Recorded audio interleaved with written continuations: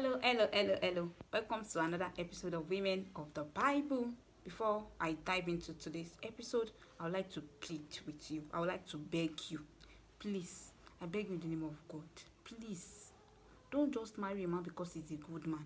Marry that man because he is good and because he knows God. Marry him because he is good and because he can hear from God. Don't just marry the man because he's caring. Not just because he loves you, but because he knows God. See, all your lists, fine, tall, dark, handsome, make sure that knowing God top your list. Make sure that a man that can hear God top your list is very important. Okay, so let's go back to today's episode. Let's go right there. Okay, we started talking about Mary in the last episode. I spoke about Mary in the last episode and I mentioned one of the lessons we can learn from her life. So I want to look at another lessons from the life of Mary.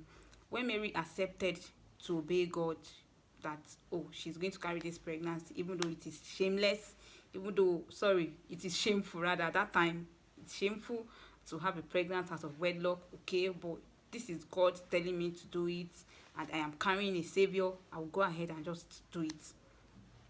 Coming to Joseph, at first Joseph said, because Joseph was a good man, he said, I don't want to disgrace, I'll just walk away quietly and just leave her. That is where a good man will stop, will leave you, because you might not even disgrace, just walk away quietly. But a man who knows God will not leave. Yes, Joseph did not walk away like he said, he planned to do, because God spoke to him. He could hear God. He was also a child of God. He has a relationship with God. For him to hear him that, no, this is my instruction, this is my purpose, and you have to follow it through. You both have to do this together. You cannot leave. And he also was like, God, if it is you, I am doing it. Can you see?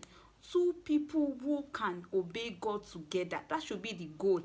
Somebody that you can share God's plan and vision for your life and will also hear God and know that, oh no, this is God telling my woman to do this. I need support. Not someone who say that, wow, fine, I can't do this with you. I love you. I care about you, but I can't. No. That was why I said love, care, and every of your six packs, tall, dark, and handsome. It is not enough. It is not. If you really want to live out the life God has proposed for you, if you really want to work in the reality of who God has created you to be, if you really want to live a life that is valuable, you want to make impact, you have to marry or be in relationship with someone that knows God, someone that can hear God for himself, somebody that is submitted to God, somebody that obeys God, somebody that can hear and obey God instruction, so that you both can partner together in bringing God's purpose into fulfillment. That should be the goal. And that is exactly what happens in the life of Mary. Both of them said, okay, look at it. From then, God began to communicate with Joseph. Okay, you have to leave this place. So people are coming. Like, it was Joseph that began to get the instruction afterward of what to do, where to move to. When it was time for them to return back to Jerusalem, it was Joseph that got it. When they were supposed to leave and go to Egypt, it was Joseph that God gave the instruction to. My God, someone see.